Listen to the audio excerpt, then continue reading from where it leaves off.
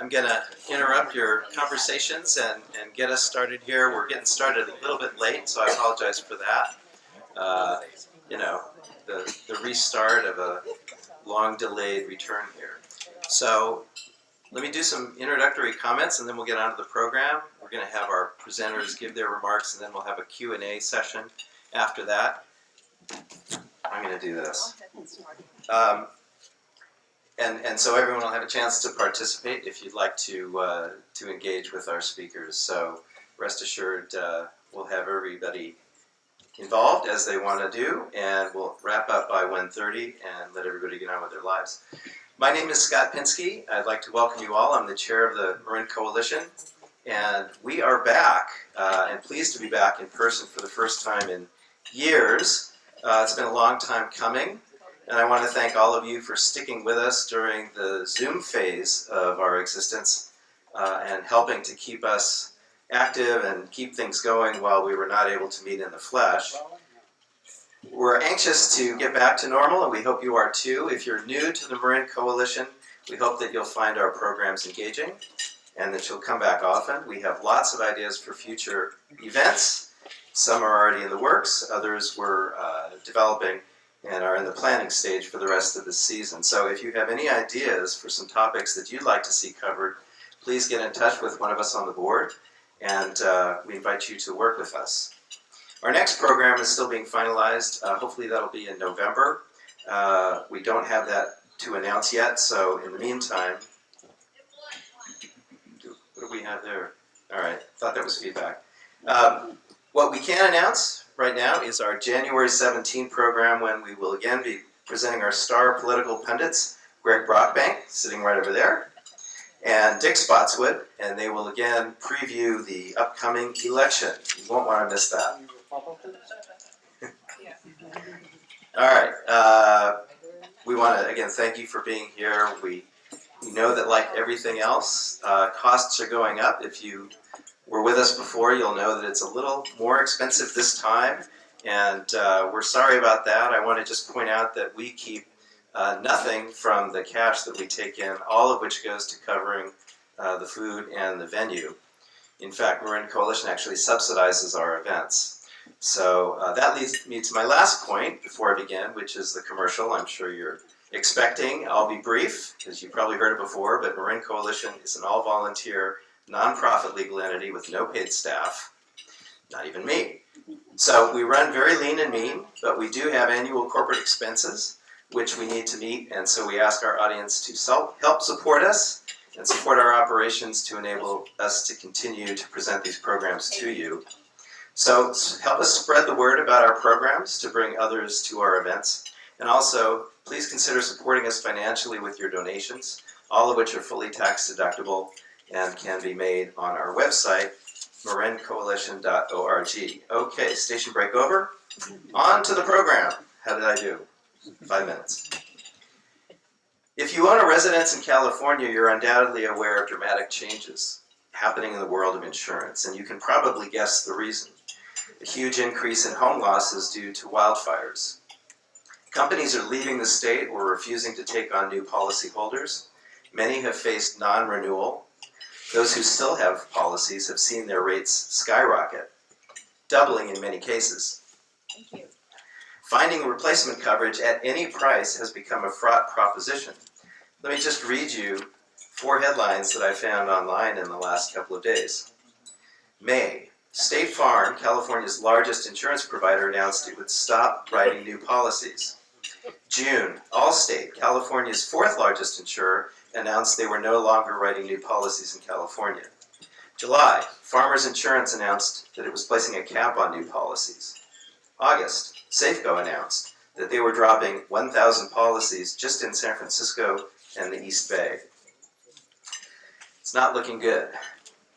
Today's speakers are here to give you their take on the current outlook for homeowners coverage in California, and also to describe local efforts to create fire-adapted communities that can reduce fire risk and thereby both protect homes and also increase the chances of retaining coverage. The goal of these programs is to make our communities more safe and thereby persuade insurance companies to continue doing business here.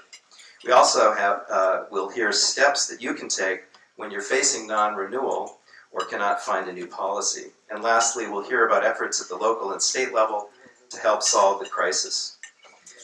So let me tell you about our speakers. First of all, before we do that, I want to just thank Pat Randolph for helping us set up this program today. Thank you, Pat. Yes. In no particular order, because Mark is going to moderate here, Amy Bach has been a professional insurance consumer advocate since 1985. She co-founded United Policy Holders in 1991 and serves as the organization's executive director and primary spokesperson, shaping and overseeing the roadmap to recovery, roadmap to preparedness, and advocacy and action programs.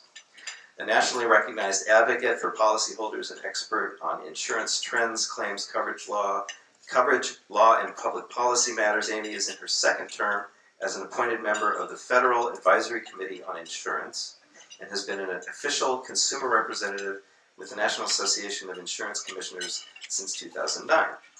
She's also a member of the Fire Victim Trust Oversight Committee and a Redwood Credit Union Associate Board member. Her publications include the Disaster Recovery Handbook, Wise Up, the Savvy Consumer's Guide to Buying Insurance, and Buying Your First Home.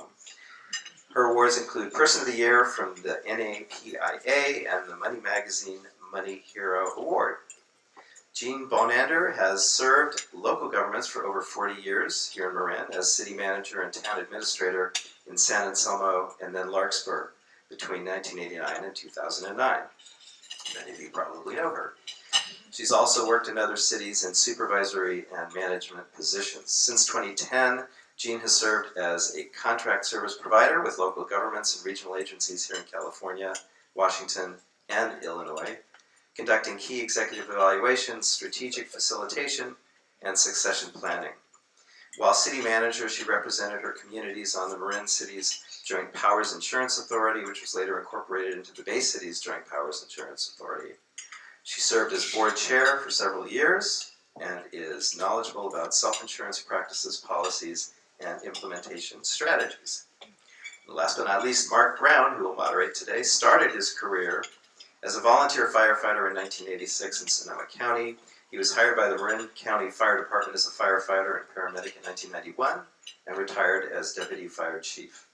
After serving for nearly 30 years with the Marin County Fire, he assumed the position of executive officer for the newly created Marin Wildfire Prevention Authority, MWPA, a joint powers agency charged with increasing the safety of Marin's residents through vegetation management projects, evacuation route clearing, evacuation systems improvement, public education, and defensible space evaluations. All right, enough from me. You're going to hear now from Mark and the panel. Let me introduce Mark Brown.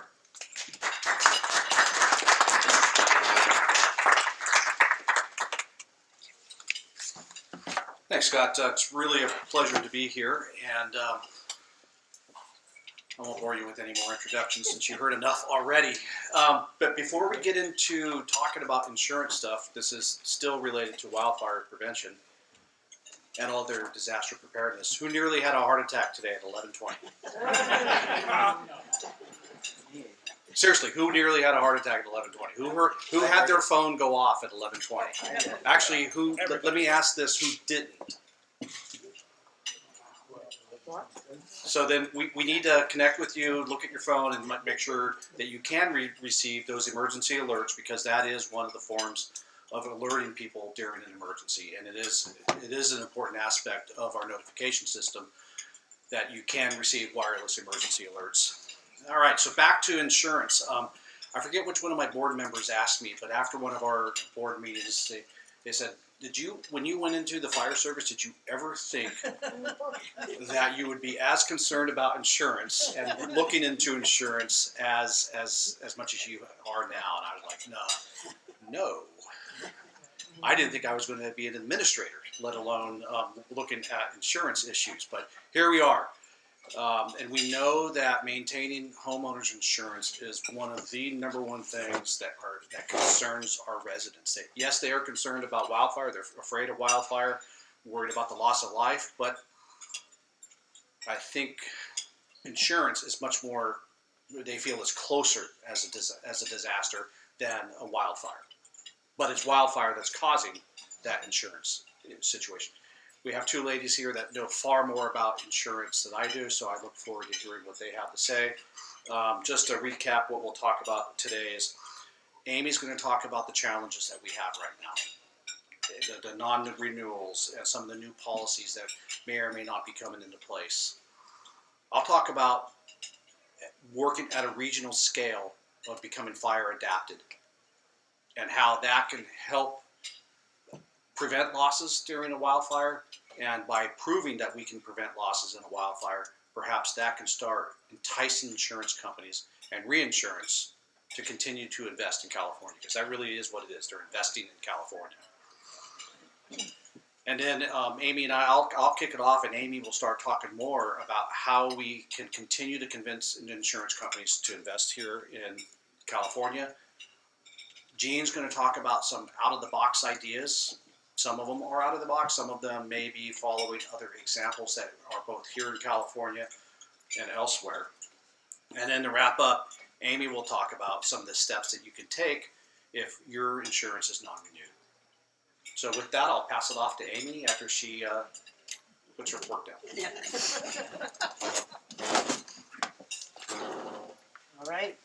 Thank you so much, Mark, and all of you for being here, and for the gift of the wine that we were ready to crack it open, because we're going to be talking about insurance, no one's favorite topic. But I always get energy from seeing involved citizens participating in issues of the day that affect your quality of life, and not sitting back and thinking, oh well, somebody else is going to take care of these problems. So good on you all for being part of the coalition and showing up here, and I appreciate the opportunity to engage with you. So you heard a little bit about my background, my strange why a person like me, Jean, is like, what got you into this? So, as we all know, I think insurance is actually pretty significant factor in people's quality of life, right? You have to have it to drive, you have to have it to run a business or own a home, and so the insurance industry has a lot of power over our lives, and it's important.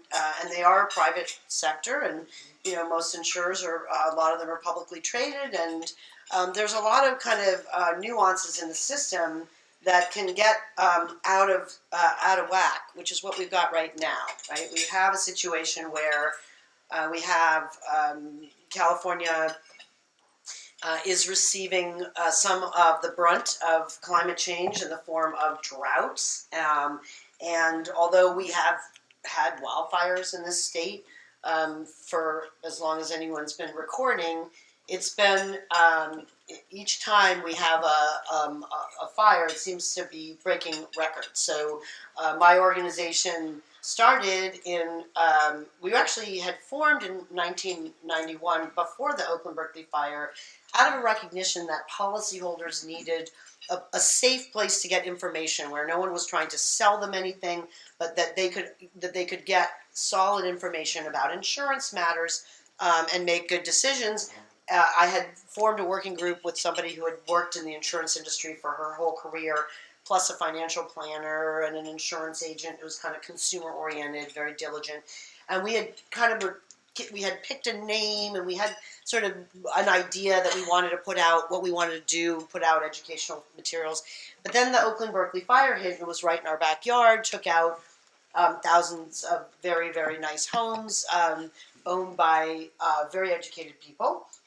And so we kind of swung into action, and we started offering educational resources and also events to help the people who had lost their homes basically navigate the claim process, figure out how much money they were entitled to, and then get through the process. And so we did that. We built our Roadmap to Recovery program, and those classes that we do and the partnerships we have with lawyers and mediators and the Department of Insurance and other people in the ecosystem continue to this day to be a very important part of what we do. We have volunteers on Maui right now helping get people on track there. We did years of work. in Santa Rosa after the fires there. We responded to the Mount Vision fire in this area. So where there's a wildfire, if we have either funding or we have friends, relatives, and willing helpers in a community, we will go and be of service. But starting, and I think right after the Oakland fire, 91, I think that maybe the year after, a number of insurers started to non-renew, primarily the big brands that State Farm. A lot of people started getting dropped that were in those zip codes that the fire had hit. And we got together with the city of Oakland and some local agents, and we formed a program called Matchup, where we basically explained to people, a lot of people will be with a State Farm, a Farmers, and so their agent that they've been doing business with only sells for one company, right? So a lot of people got pretty panicked when they would get non-renewed, thinking, well, my agent that I trust with my insurance can't help me. What do I do? So we helped explain to people that there are different kinds of agents. There are also independent ones, brokers that could put you with a number of different type insurance companies. And in a pretty short period of time, we were able to solve the problem by matching people up with an agent or an insurer that was willing. And we saw competition fill the gaps and the way that we like to see competition work to serve people. And we don't have to have is it hard to see? Okay, gotcha. Anyway, so that was our first exposure to what insurers will do when there's been a big fire and how it will affect their decisions. At the time, a lot of people were scratching our heads, like, why would they drop people in this area now when it already burned? That doesn't make sense, right? But I think it was, I think the CEO sees the red ink and they say, well, we obviously are overexposed in this area. We better insure less homes here. And so business decision, right? So we saw that, but then we really didn't have the problem again, even though we had, of course, the Northridge earthquake. That's a whole other story about earthquake insurance.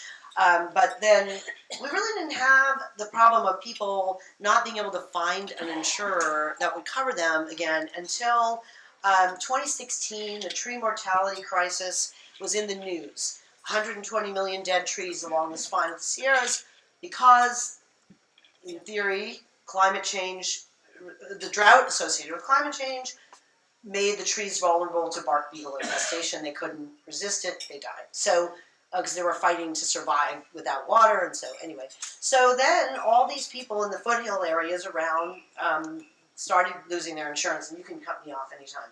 I'll try to fast forward here. So people started losing their insurance in the foothills. So an elected official in Mariposa County said, "Hey, Amy, let's pick back up on some work here, and let's form a working group so that we can help people deal with this because it was hitting her community, it was hitting other communities." So let me just fast forward to where we are, right? So early on we realized that, okay, insurance companies are saying that risk is higher, right? And there's more going on here than just climate change, right? There's also the economy. There's also that insurers have not had as good returns on their investments in recent years. And they don't live just on premiums alone, they live on the investment income they earn on premiums. So they were seeing poor results there. And we have some inflation, and COVID was a factor with supply chain interruption. I think you heard Scott mention how everything seems to be a little more expensive now. So all those things, unfortunately, have combined to where we are today, which is in many parts of the state, we have a full-blown insurance crisis where people really have absolutely nowhere to turn except for the California Fair Plan. Hopefully, let me just kind of have a quick show of hands. How many of you are with the Fair Plan? Okay, that's great news. About to be. That's great news, and I've done a number of things like this in Marin, and I've always been like, yay, that it's not really that bad around here, and I'm hoping it stays that way. But just know that in a lot of other parts of the state where there have been wildfires, and again, we knock on wood, that's where people are feeling it the worst. So last night I did a webinar in Butte County. We had hundreds of people sign up. And it's sad. It's very, very sad because here these people a lot of them lost their homes, which of course means they're in a high risk category anyway. And now they're looking at their premiums having gone from like, $1,000 to $1,200 a year to $9,000 a year. So I don't want anyone like losing their lunch or losing their appetite here. But in some parts of the state, people are really, really hurting, right? And we're trying to prevent that from becoming the normal. And there's a lot of great work going on, which you're going to hear about from Mark and Jean. But just bottom line, before I pass the mic back, you have the law in California is your insurer can non-renew you for any reason other than your color of your skin or your religion, as long as they give you 75 days notice, right? We fought to get more time in the legislature, so it used to be like 30 days, now it's 75. So we say to people, if you get a non-renewal notice, start shopping right away, because these days you may need all those 75 days. Number two, the state does not, there's no law that forces a private insurance company to take a customer they don't want. So we don't have that. There is a bill that's been proposed that would say that if you've mitigated, if you've done risk reduction, then the insurer has to offer you a policy. But that is way far from being law. That just got proposed. It didn't even get a hearing. So where are we now? The imperative to create defensible space and harden your home has never been stronger. It is so important that you all be doing those things, that you be supporting if you have a fire safe council, a firewise community. So important. Marin, I will say, is leading the charge, innovating with mitigation. You have some treasures in your midst. You have Mark, you have Jean, you have a gentleman, Bill Tyler, Nevada Fire. These are some of my heroes. We actually just gave Bill Tyler an award because they're innovating. Because we have this balance here. And to wrap it up, obviously, insurance. I started my remarks with how much power private insurance companies have over our economic health. And we have a fair plan. It's a backstop. It's the last resort. So you don't have to worry that you won't be able to find. You always can do the fair plan. The problem is the fair plan is supported by the admitted private insurers in the state. It's not a taxpayer-backed program. So as long as we have insurers still doing business in the state, our fair plan's fine. But as you heard from Scott, there have been a number of insurers have said, they didn't say we're leaving. The media, there may have been some distorted reports. They did not say we're leaving the state, okay? So what they said is we're hitting pause on new policies, okay? And it was 7 out of the leading 12 insurers have said that. And of course, it threw a lot of us into a tizzy. So this has been a really tricky year because starting with the Friday of the Memorial Day weekend when State Farm made their announcement, and I was like, oh, why did they do that? They ruined my weekend, but whatever. No, but seriously, it did cause a lot of nervousness and a lot of unrest. So, Mark, you want to pick back up from there, and then we'll get back to talking about strategies. But I'm thrilled to see that you're all doing okay right now, and I hope it stays that way. All right, so what is the MWPA doing to help specifically in Marin, and then actually we're doing quite a bit of outreach to other communities outside of Marin within the state of California to help emulate the model that we've created here in Marin. I'll touch on that a little bit more, but just a quick background for the MWPA. Ballot initiative in March of 2020, 10 cents per square foot of building space. On average, we're getting about $200, $225 per residence to fund our $21 million a year budget that we can get the work done.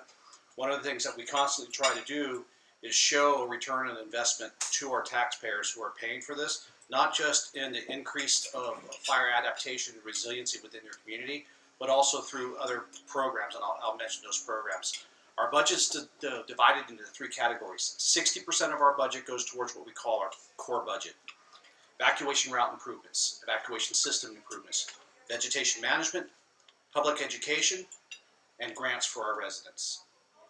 20% of our budget goes right back to our member agencies. We have 17 member agencies, and those are our fire agencies. our fire agencies have such a strong connection with their communities. They really are the subject matter experts of what needs to happen within their communities. So 20% of our budget goes right back to the member agencies, but they must use it on wildfire prevention, and it must expand programs that they had going prior to Measure C. They can't use Measure C money to replace a program that they already had. If they were, for example, spending $300,000 a year towards wildfire efforts prior to Measure C, they must continue to keep that $300,000 a year in their budget on top of what we are providing through Measure C. We wanted to have Measure C amplify the work, not replace the work. And then the final 20% is our defensible space evaluation program. So that's $4.2 million that's going towards inspecting homes within our jurisdiction. We have about just under 80,000 inspectable properties within Marin. Our goal tentatively has been to inspect 1/3 of those homes every year. For the last 2 years, we've been averaging 33,000 inspections a year. And I did the quick math yesterday just on another topic, and that's about $125, or actually $127 per inspection. So to me, that's a return on investment for the taxpayers. In fact, some fire agencies are charging their residents, if they want an inspection, they're charging the resident up to $150. The Insurance Institute for Business and Home Safety, who I'm going to talk about, they have a wildfire prepared designation that you have to receive an inspection from IBHS. That's a $125 expense. So I feel that is one of the first returns on investment that our taxpayers are receiving. Measure C has a 10-year sunset clause on it, and of course we will try to renew that. However, at the end of 10 years, of course, we're going to look back and we're going to look at successes of the NWPA. And I think our defensible space evaluation program will be viewed as one of the single largest successes of the MWPA, because it has been really engaging our residents, having our residents learn what they can do to become fire adapted, and they do have responsibilities. If you're a property owner, you have responsibilities. One of the things that we have been really striving to do is use state of the science, not state of the art, but state of the science to guide our decision making. We have been doing a tremendous amount of risk modeling, and so that we can determine exactly where we should be doing our work, how we should be doing our work, not just geographically how we do our work, but there's hazards on a property. Those hazards create a risk. Some hazards create more risk than others. So we're using that modeling to help residents know which hazard they should focus on first, and then they can start going down that priority list. We have a tremendously rich data set. During our inspections, please know that we do not share your inspection data with the insurance company unless you ask us to transfer or create a report that you could show your insurance company of the work that you've been doing, or you want to share that information with the IBHS in order to get a wildfire prepared home designation. So your information on your homes is safe with us. We are not sharing it with anybody. But what we are using that data is to show a risk rating for your property, but also for the community.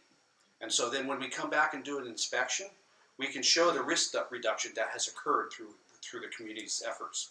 We're also doing the same type of modeling for our shaded fuel breaks and our vegetation management. We're going to be able to show, before our work, we would have fire line intensity of like this, rates of spread like this, that after our work, our fire line intensity went down, rates of spread went down. We've given our residents more time to evacuate and under safer conditions, and we've given our firefighters a chance to succeed. I think I mentioned that we're averaging 33,000 inspections per year.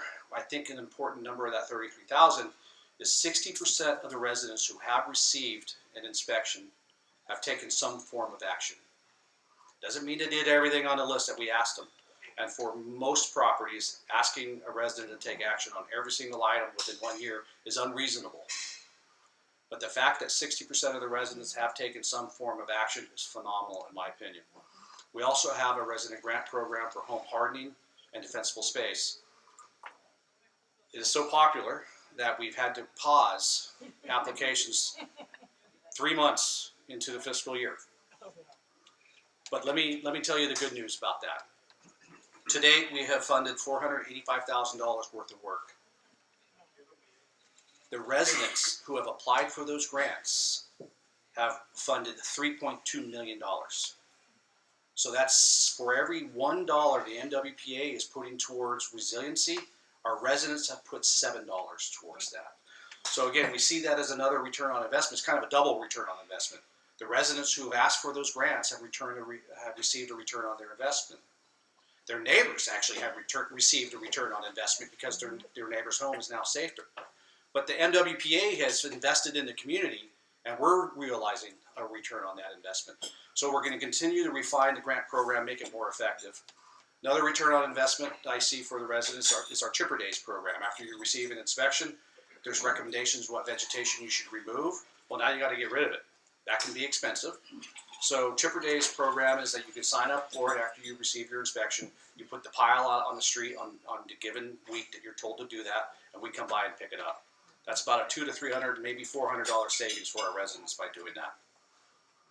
Another thing that's been proven to be effective through fire modeling, and it's not just ours, but nationwide industry agencies have been doing this modeling, is for what some people call community buffers. We've been calling them shaded fuel breaks, and that is creating fuel reduction zones right along the wildland-urban interface boundary, so that as a fire approaches our communities, the fire intensities go down.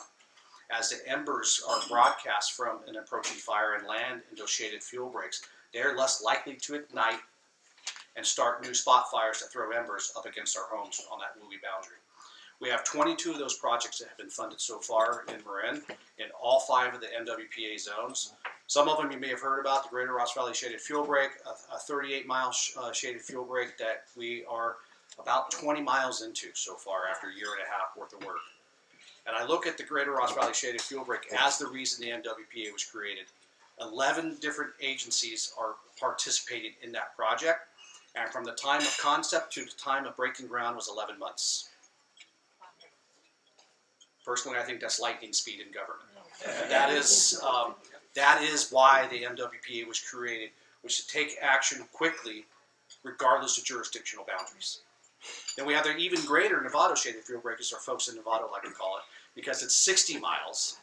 And again, that we went extremely fast in going through our environmental compliance, and they started this year already. And they're, I don't have the data off the top of my head yet, but estimates of 3 to 5 miles of that have already been completed, and we just started August 1st. And then we are also considering what we call fire pathways. And it's not necessarily the shape of a wildfire that we're looking at. We're looking at the routes that wildfires want to take to get into our communities. If we can interrupt those routes, then we can decrease the impact that the fire will have on our communities by making that route less severe. When it goes through the places where the fire wants to burn with most intensity, if we could do some work in there, then decreases the intensity as the fire approaches the community. The San Rafael-San Anselmo Fuel Reduction Zone project, I know, we're terrible at naming our projects. We started calling that one Sassafras just to give it a name. But it's above the Mount Tan Cemetery near Sorge Park in the area between Sun Valley, the ridge line between Terra Linda, San Rafael, and San Anselmo. And we historically have had many fires in there, and they can get on homes quickly based on our prevailing wind patterns. So we have a fuel reduction project going on in there. We are going through the environmental compliance now and should start the actual physical work sometime next year. And so that fires that occur in that area will do so with less intensity. Fires that occur outside of that area and burn into that area will not be able to gain a lot of energy as it approaches the homes that are on Ridgewood, for example. So that is an example of some of the community buffers that we're creating. And then what we found is it doesn't work so well to come on your property and tell you to do something and say, we're telling you to do it because we're the fire department, you should do it because we're the fire department. That doesn't work well, right? However, if we provide public education and we give the why behind the work, then highly intelligent residents are more likely to do the work if they know the why. And when I look at 60% of the people who have received an inspection are getting work done, that are 7-to-1 ratio of work to grant funding, that doesn't even touch the funding that the residents have put into their own home hardening and defensible space efforts outside of the grant program, I would think that our residents have taken well to the public education and they're taking action. We've hosted 2 years in a row now what we call Ember Stomp, and that's where we are inviting whether it's public education experts or industry leaders who are selling products to help with home hardening and defensible space. When they come to our event, they've consistently told us you have the most well-informed public that we've ever seen in these wildfire festivals or fairs. And finally, we are working really hard to help convince the insurance industry, whether it's insurance companies or reinsurance, that these type of efforts, done at the community scale, will make a difference. If you have 70% penetration of defensible space and home hardening efforts, you create community buffers, you significantly decrease the annual average loss of the insurance companies, which is what they're looking at. Problem is, for the insurance industry, we're in a small, right? So we really need to get other communities within the state of California to work at the regional scale, at the county scale, so that the insurance industry sees that California can continue to be a good investment. And that is one of the reasons why we have been meeting with our stakeholders and partners throughout the state to help them build something similar to what the NWPA is. Because the work that we're doing is not necessarily novel. There's a lot of areas that are doing the work that we are doing. What is novel is our governance structure and our dedicated funding that allows us to go at a pace and scale that nobody else in the state can do.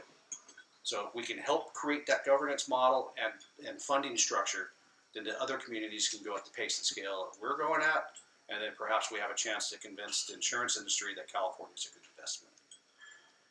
And I think I'll leave it at that.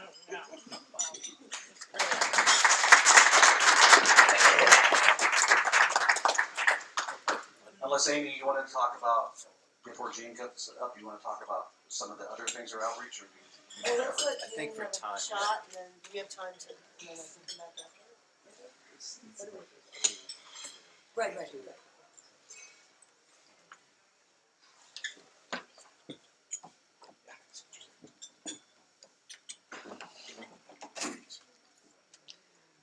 What a pleasure to hear from two such expert speakers on the topics of fire prevention, hazard mitigation, and what insurance is all about. I'm not an expert. I come out of local government, which means that you're kind of a jack of all trades. You do a lot of different things, and with insurance, my experience is related to pooling, self-insurance pooling, which this is not the first time that Marin County has faced a hazard mitigation issue where insurers, commercial insurers, have fled the marketplace. There are a few people in the room who may remember the flooding in the 1980s, and when that happened, the insurance industry fled coverage for your local governments, the towns in which you live, and said, we're not going to insure your facilities any longer. So in Marin, the local governments got together, as did a number of other communities throughout California, and California law allows what's called self-insurance pooling. So a number of communities got together in Marin and formed a self-insurance pool to cover their risks and their losses. And it's the one in Marin started out as 7 members, and then after a few years, we realized, those of us who were governing the pool realized we didn't have enough geographic diversity, and we didn't have enough risk sharing to continue to be viable. If something happened in Marin, like a wildfire, for instance, it would probably affect at least 5 out of the 7 of the cities. So we joined with another pool, and that has been a fairly common practice for local governments. The reason that this is so interesting from this insurance perspective is that self-insurance pooling in California provides a really interesting platform from which to consider the possibility of other ways of insuring, but through self-insuring, which is nonprofit. So you pay premiums, but you reinvest in your organization, in your community, to reduce the risks and reduce the costs. And so the challenge is trying to determine if that platform could be used to potentially create another way to look at insuring. And the other thing that's interesting about self-insurance is that it doesn't eliminate commercial insurance or reinsurance. Every self-insurance pool I'm aware of layers their coverage. So the individuals or the local governments create a layer. They're the first layer of defense against risks and costs, and then they purchase a commercial level. They purchase a reinsurance level above that for catastrophic issues to layer that coverage so not any one of these entities, the local governments, the commercial insurers, or the reinsurers, get totally hit. So it's a shared responsibility. So what Mark clearly laid out with MWPA that it's a multifaceted process. The individual homeowners have responsibilities to create their defensive space, to monitor their activities. The community has responsibility to make sure that broadly that they're accessing the services of an entity like MWPA. Then MWPA is regional in that it can get those 11 communities to come together by virtue of its funding and its umbrella to create shaded fuel breaks. And the MWPA board raised this issue in June when they heard a report from a financial advisor named Mark Northcross, who's based here in Marin. And he had worked with the town of Paradise on determining what were the criteria for reducing risks so that insurance companies might be willing to stay in California.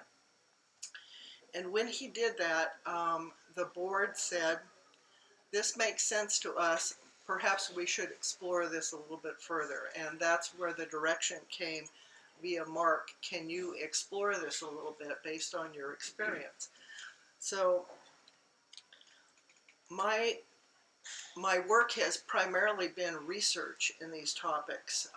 However, there are some changes that need to take place in California before any such possibility could be examined. And so I'm kind of at the what if stage with this. What if we were able to develop a pilot project at MWPA to investigate whether or not self-insurance pooling for one or more of our communities might be a workable solution. And it doesn't mean excluding the insurance companies, and it means working with MWPA. It also, in my opinion, means working with mortgage brokers who who provide mortgages, and their mortgages and home ownership are at risk if property insurance can't be obtained. The insurers and the realtors. In Florida, what we learned from Mr.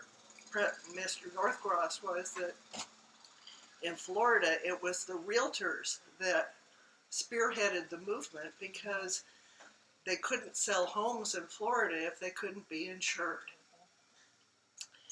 And so there are shared responsibilities, there are shared costs. And the last thing that I want to just mention is that this is a long-term issue. The solutions for this will not come overnight.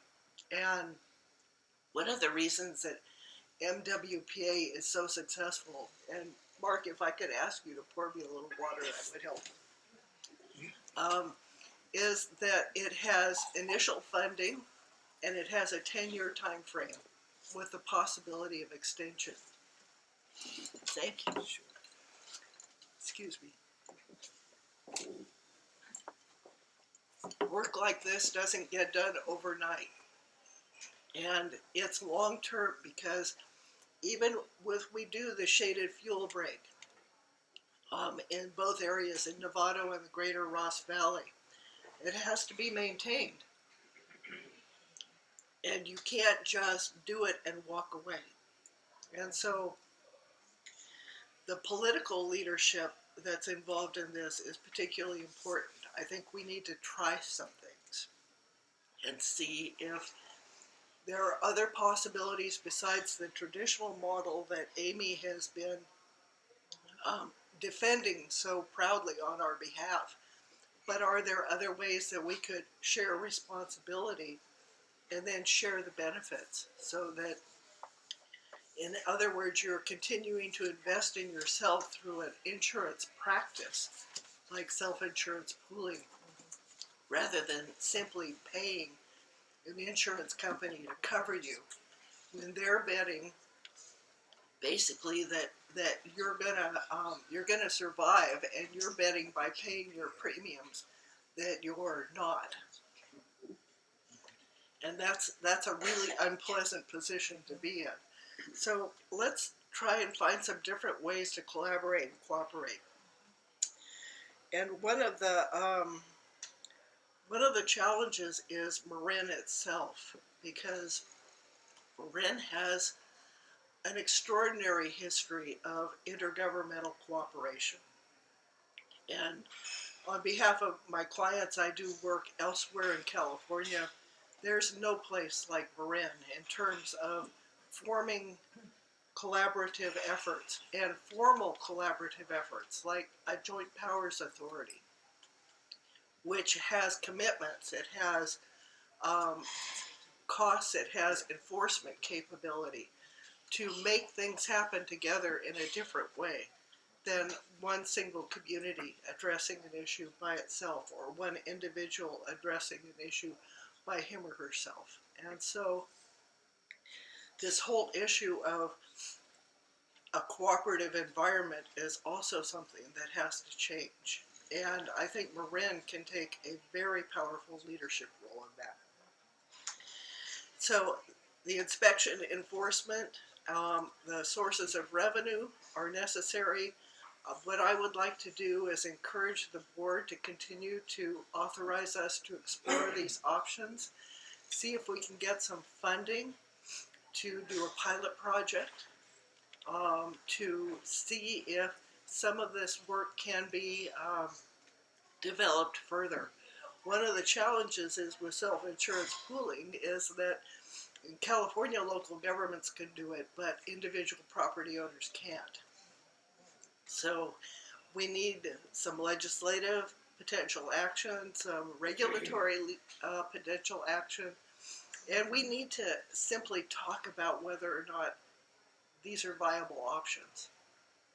If it turns out they're not, okay, but we'll try and figure out something else. But you know, Mark often says, if you're not part of the problem, if you're not part of the solution, you're part of the problem. And I think creating a platform for finding potential solutions is a whole lot more viable than waiting for the problem to happen and fix it afterwards.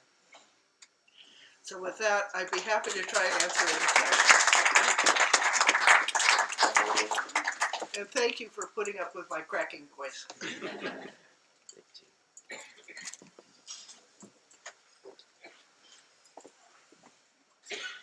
Okay, we're going to move to Q&A now. I know we started a little late, so we don't have as much time as we had hoped, but we're going to wrap up at 1:30, and in the meantime, our panelists will address your questions.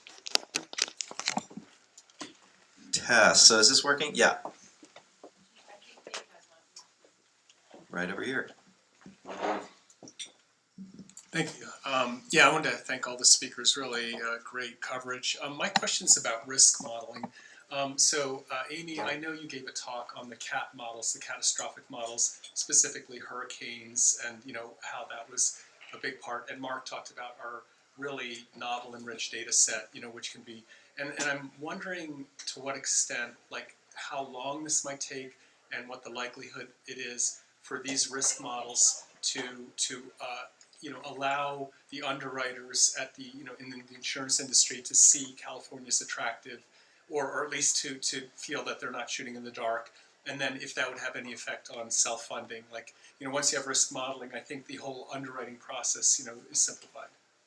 So the gentleman's referring to the fact that one of the things that insurance companies have been citing to when asked why are you hitting pause and why are you stopping selling is they say, well, California doesn't let us use what are called CAT models, catastrophe models, in our rating plans, and to simplify it for regular folks, that is, they are allowed to use historical data, right? What we actually know has happened. But what they want to be able to do is use predictive analytics and algorithms developed primarily by again, for-profit companies that sell these tools to their insurance company clients. They say we can't. The past isn't as good a predictor of the future as it used to be, right? So I can see that. So what just happened, and the commissioner and the governor just announced a deal a couple weeks ago, and part of that deal is to give insurance companies the confidence that they are going to be able to use these models, going forward. Now we're a long way from that actually happening, but the idea that the governor and the commissioner had was to signal to insurers that your confidence should be restored. We hear you, and we're going to let you use these tools. As a policyholder advocate, I have very big concerns about these tools because we worry that they will overstate risk and cause rates to go even higher than they need to.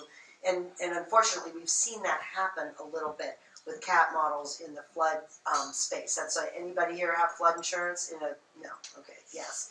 So this year, last year, when the flood program started using a CAT model to set their rates, it caused a lot of people's rates to spike, and so that makes us worry. But I think more important is giving insurers the confidence to do business here. But that is really both a function of what Mark is doing and all the amazingly important work that's being done as a model here in Marin, plus these regulatory updates to give those executives that more of a feeling of, okay, California's not a hostile business environment.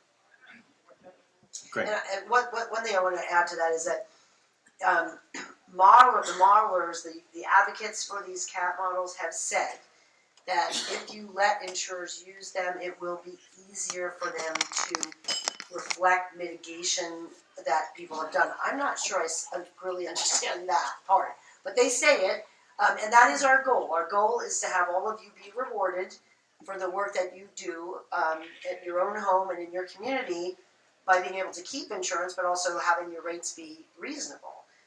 And so when modelers say, if you let the insurers use our products, we will make it easier. Of course, that's something we are happy to hear. We just hope it turns out to be true.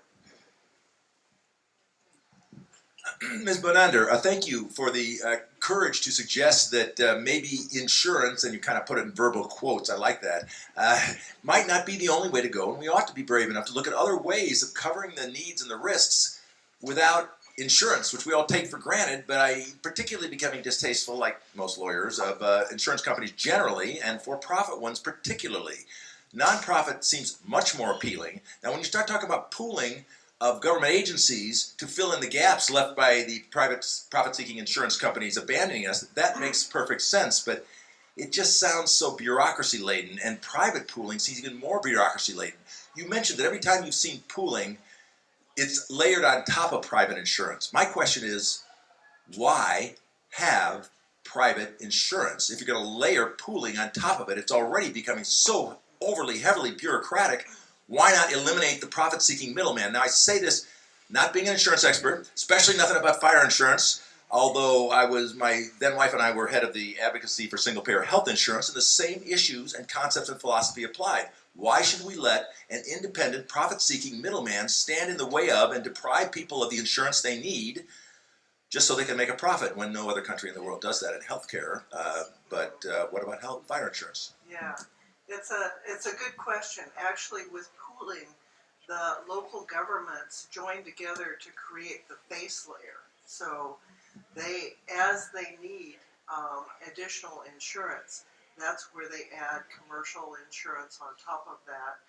And then the catastrophic insurance, which is the reinsurers on top of that. And reinsurance is pretty inexpensive at the highest layer level, like 10 million and above.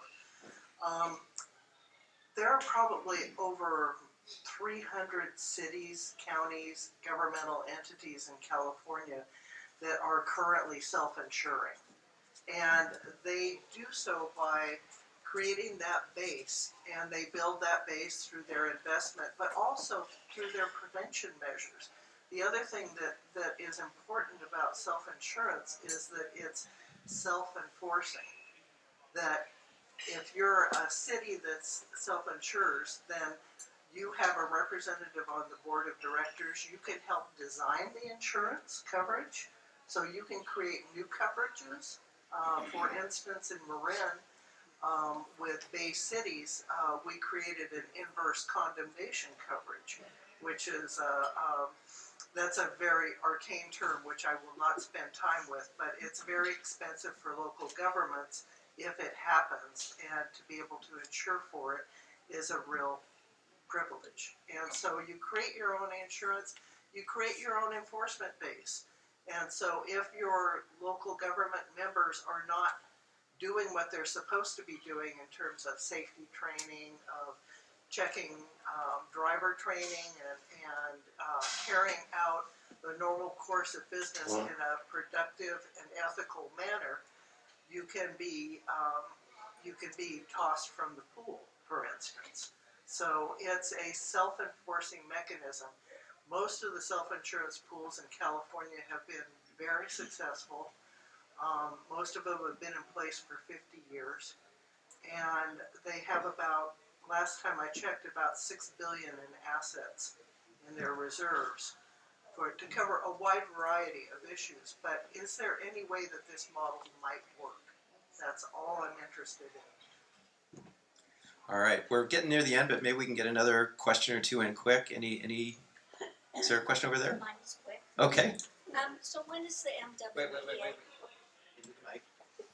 When is the MWPA going to begin issuing grants? Again, you paused, but you must have a go date. Yes, so we are finishing our third year of offering grants. We're likely to not reinstitute accepting grants until the next fiscal year. Which would be January? July. Next July. Correct. That's how popular our grant program is. In 3 months we exhausted the funding that was set aside for it. That's true. And these were all individual people who applied for those grants? Correct. Okay. And my other question is, what is IBHS that you IBHS mentioned? is the Insurance Institute for Business and Home Safety. I would argue that nobody has done more research on what destroys homes and wildfires than IBHS.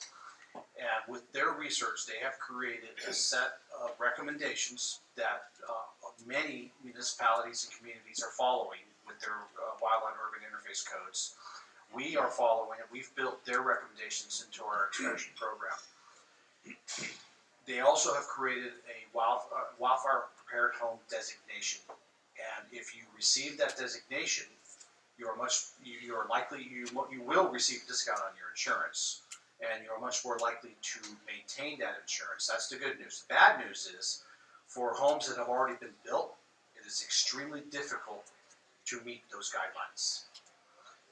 There are ways to do it, but for homes that are already built, it is expensive. What I forgot to mention, though, there is a positive, and that's the Safer from Wildfire regulations within the state of California. There's 12 items on that list. If you haven't met any of those 12 items and you present that to your insurance agency, they are required to give you a discount based on those items. And we have retooled our inspection program to positively and negatively note those items. So if you do have one of the items, and one of them I'll use as an example is a non-wood closure to your fence to your home. So your gate that's attached to your home is not wood. That last section of fence that attached to your home on the other side is not wood. If you have that, we are documenting that, and then we can notify you and say, hey, by the way, you meet these safer from wildfire regulations. Go talk to your insurer, and you can get a discount. Okay, let's squeeze in one more. I think two things are difficult to dispute. One is that insurance companies will do what they need to do to limit their risk exposure. And the second one is that the insurance company does need to be regulated. My question is, obviously, companies are leaving the state to reduce their exposure. But my question is, how much, on a different level, is this part of a political poker game, telling the regulators to back off, or we're going to continue to leave? And if that's the case, what might we expect in the future? Very astute question. And it definitely is a political poker game. There's no question about it. As a matter of fact, I got some heat for, I work very closely with the Department of Insurance because we are a pragmatic consumer group. We can talk about how we want things to be, but we also want to help people deal with what is right now. And so when the commissioner announced with the governor that they had cut some sort of reached some sort of agreement with insurers, and there was a press release announcing, and there was a quote from me saying the department's been very working very hard to help solve this problem. That is true. We work very hard to get the standards in place with IBHS and the Safer from Wildfires folks, so that the department could do their mitigation discount regulations. But I got some heat from a group out of LA that just wants to say, oh, the commissioner should be stopping insurers from leaving, but he doesn't have that power, right? So it is very frustrating for me, of course, because I'm fascinated to hear what Jean is saying, but I know how far away we are from being able to have community pool risk insurance pools for individuals. So what are we doing now? We're just trying to promote as much funding for mitigation grants, as much technical support for mitigation, and pushing for the insurers to give appropriate discounts and trying to, I thought some competitor is going to come forward and take advantage of the opportunity that State Farm is opening up here. Why that hasn't happened, I do feel that there is, I don't like to use the word collusion, but there does feel like there is definitely that this was a strategic initiative. I mean, come on, making your announcement on the Friday before a 3-day holiday weekend seems a little odd to me, right? And also then having a bunch of your competitors basically do and say the exact same thing doesn't smell right.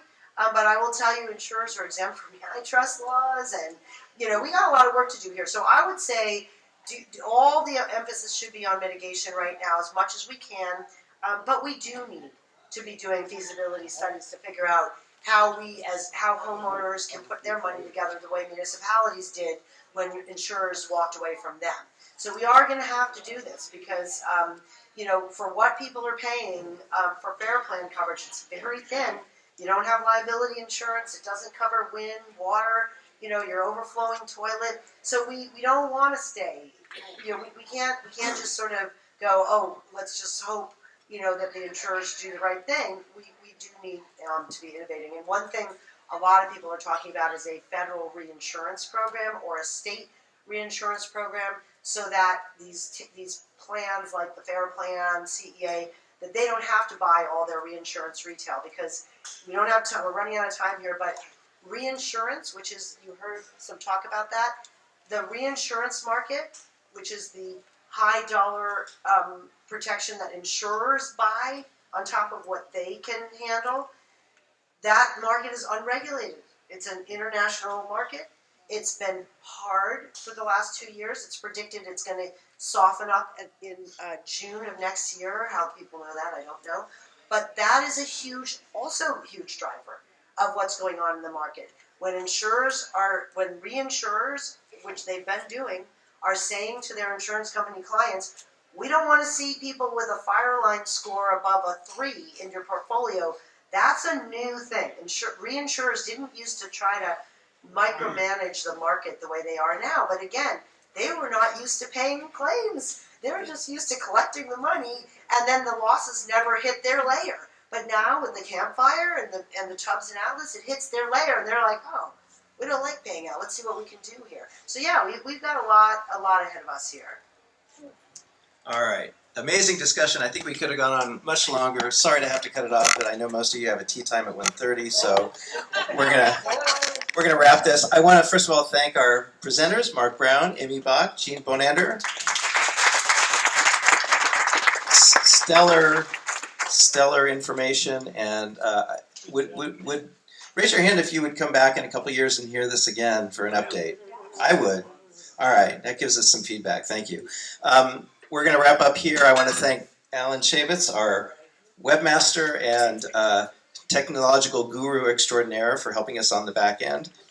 Don't forget, January 17th, the Brockbank Spotswood election preview. And lastly, just to let you know, this program has been recorded in whatever way, shape, and form we were able to manage today. We're doing some new technology since they kind of changed the sound system here in the restaurant. So hopefully that'll be in good condition, and it'll be on our website, marinecoalition.org. You can click on our archives page, and you'll have a link to the program, and you can forward that to anybody who you think might be interested in it as well.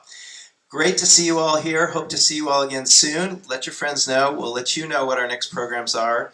And hey, we're back.